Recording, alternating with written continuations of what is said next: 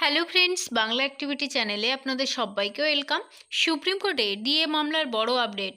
শুনানির আগেই সংযুক্ত হলো একাধিক গুরুত্বপূর্ণ নথি। চলুন এ বিষয়ে আমরা বিস্তারিত জেনে নিই। রাজ্য সরকারি কর্মচারীদের মহার্ঘ ভাতা নিয়ে সুপ্রিম কোর্টের যে শুনানি চলছে তাতে সম্প্রতি কিছু গুরুত্বপূর্ণ পরিবর্তন এসেছে। বিভিন্ন মামলা এবং রিপোর্ট এখন মূল মামলার সঙ্গে যুক্ত করা হয়েছে, যা আগামী শুনানিতে প্রভাব ফেলবে বলে মনে করা হচ্ছে।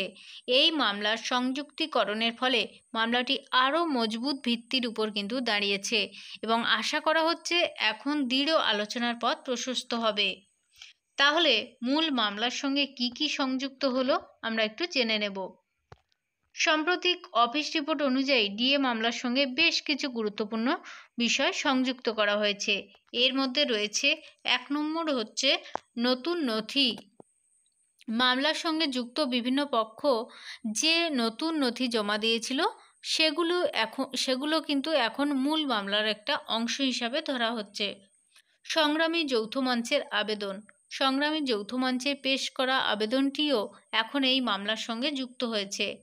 রাজ্য সরকারের আবেদন। রাজ্য সরকারের আদালতের যে নির্দেশ পরিবর্তনের জন্য আবেদন করা হয়েছিল সেটি এখন কিন্তু এই মূল মামলার সঙ্গে ট্যাগ করা হয়েছে। কন্টেম্পট মামলা। 3টি কন্টেম্পট মামলা যা confederation of state government employees সরকারি কর্মচারীদের পরিষদ এবং ইউনিটি ফোরামের পক্ষ থেকে দায়ের করা হয়েছিল, সেগুলিও এখন কিন্তু এই মামলার সঙ্গে শোনা হবে।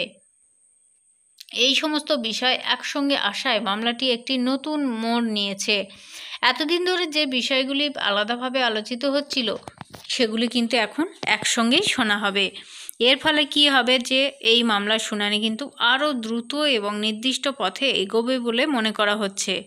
বিভিন্ন সংগঠন এবং এই পরিবর্তনকে স্বাগত জানিয়েছে এবং তারা আশাবাদী এর ফলে ডিএ মামলার নিষ্পত্তি দ্রুত হবে এবং রাজ্য সরকারি কর্মচারীরা তাদের প্রাপ্য অধিকার পাবেন, এমনটাই কিন্তু মনে করা হচ্ছে। তাহলে আগামী দিনের প্রত্যাশা কী হবে না, আগামী 26শে আগস্ট এই মামলার পরবর্তী শুনানি রয়েছে। এই সংযুক্তিকরণের ফলে ওই দিনের শুনানি অত্যন্ত গুরুত্বপূর্ণ হতে চলেছে। সমস্ত পক্ষের নথি এবং আবেদন একসঙ্গে থাকায় আদালত একটি সামগ্রিক দৃষ্টিকোণ থেকে বিষয়টি বিবেচনা করতে পারবে। রাজ্য সরকারি কর্মচারীরা দীর্ঘদিন ধরে তাদের যে বকেয়া ডিএর জন্য লড়াই করছেন এবং নতুন অগ্রগতি তাদের মনে নতুন আশা জাগিয়েছে।